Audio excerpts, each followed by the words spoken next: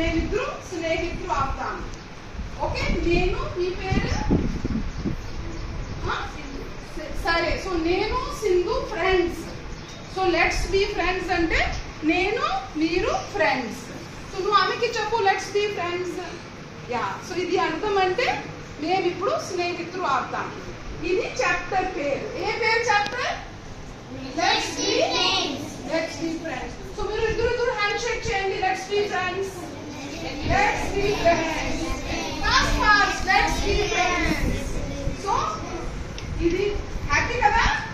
So ఈ రోజు చదివేది పాఠం పేరు అంటే లెట్స్ బి ఫ్రెండ్స్. సరే అంటే చలో దోస్తి కర్తే అంటే మీ స్నేహితులు అవుతాం. మంచిది టాపిక్. సరే, దీంట్లో ఏం చెప్తారు?